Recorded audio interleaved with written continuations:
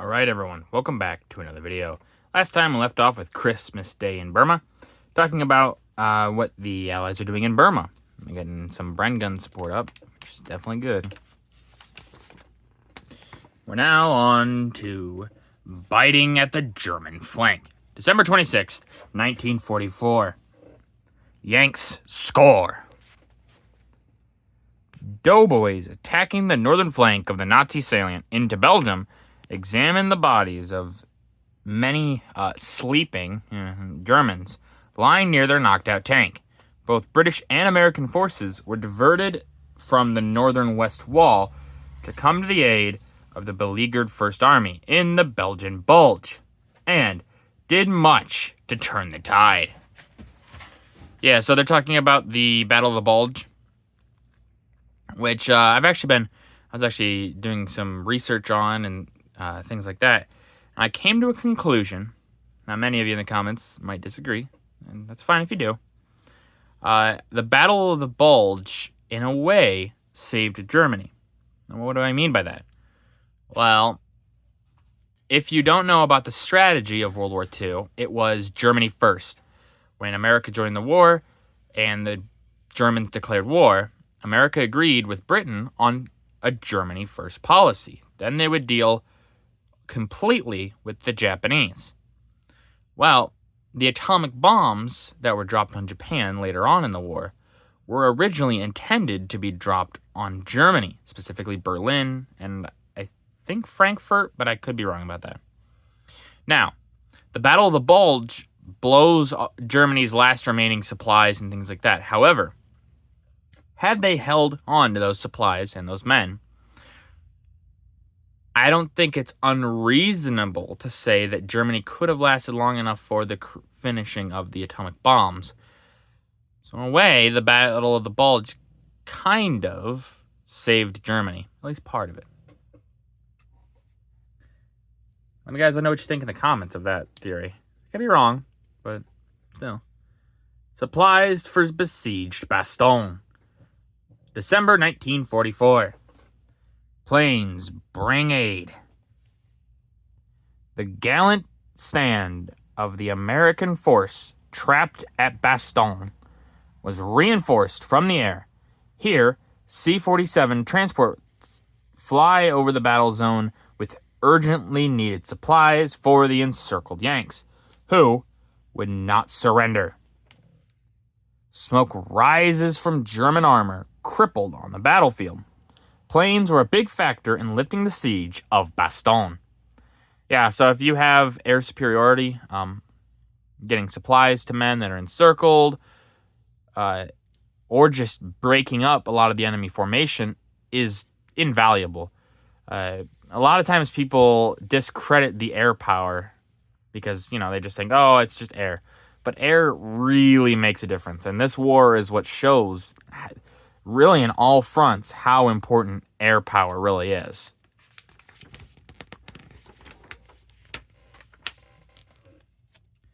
Closing in on besieged Bastogne. December 1944. The Yanks are coming. Infantry, armor, and engineers fight their way towards Bastogne, and the besieged American unit, which heroically would not give up to the encircling Nazis. Above, Yank infantrymen deploy in a field and inch their way towards the rescue of their buddies in the besieged Belgian town. In the right upper corner, so right here,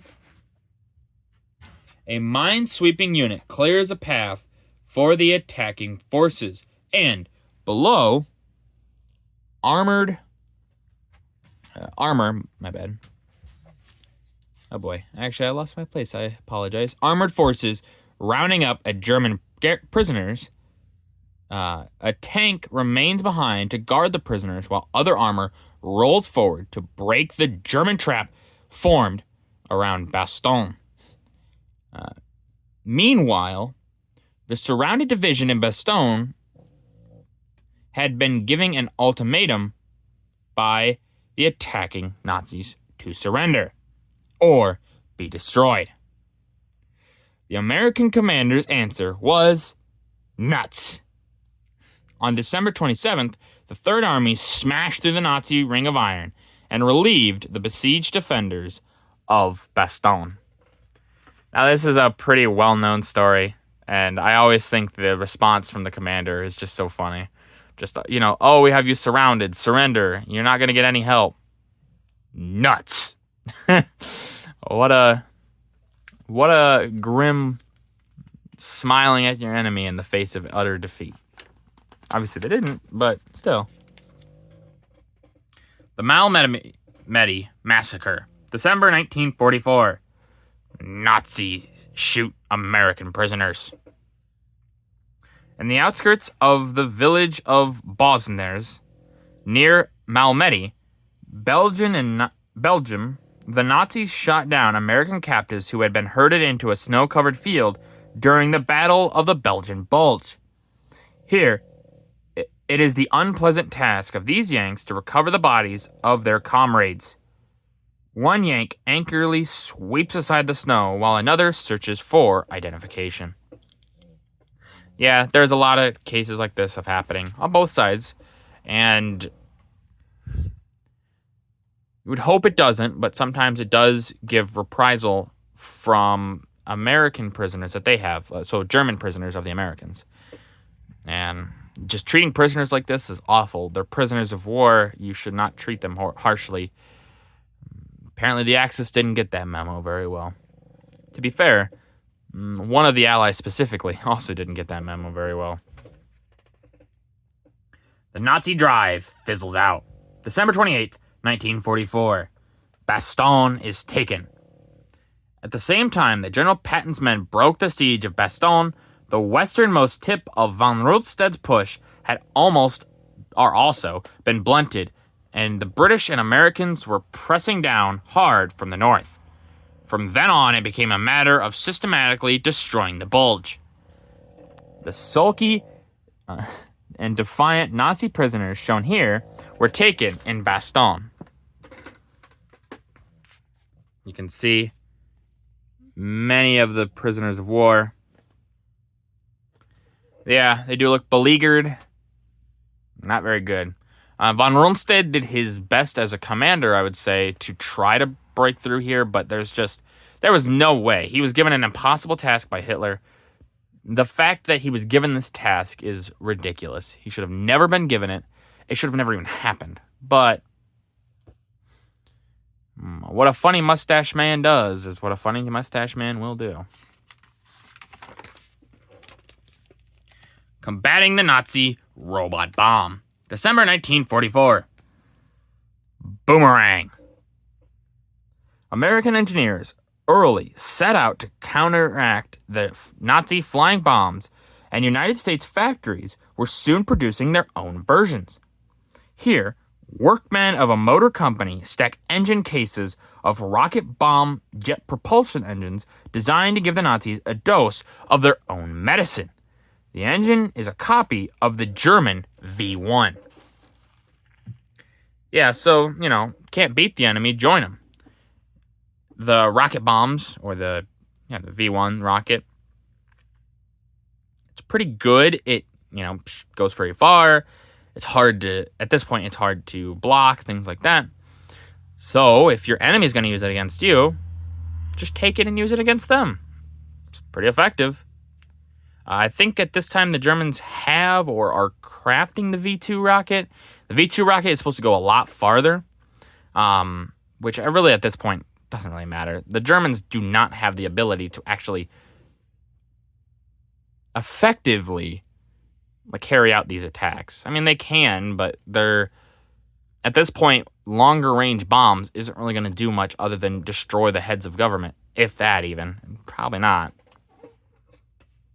The German genius for wrecking. December 1944. Nothing is left. The Nazi skill in destruction surpasses itself in ripping up the rail lines in Latvia. Railways, because of their length, had formerly escaped complete wreckage, but the Nazis invented a device for going along miles of railroad and splintering the tough wood. No, wooden tiles, my bad. Like matchsticks. A typical scene of desolation left by the Germans is the ruin in the Reski, Latvia, pictured below. It's right here. Whole blocks of the town were burned and demolished as the Nazis hurriedly retreated before the Russians. I mean, yeah, if you're a force, you're going to try to get rid of your enemy's capability to chase you. So, destroying rail lines, burning out towns, things like that. The Soviets did the same thing in the past. You know, scorched earth. The more you pull an enemy into land, the idea is to burn the land, basically, burn their way with you. So they're going in, and they don't have the supply lines to handle that. It'll choke their supply lines. The Germans are just using the same tactic the Soviets use against them, but it's not going to be nearly as effective. And with that, that's going to do it for this video. If you guys liked the video, leave a like. If you didn't, leave a comment. Tell me what I could improve on. I always appreciate your feedback. And as always, subscribe. It really does help out the channel. Thank you.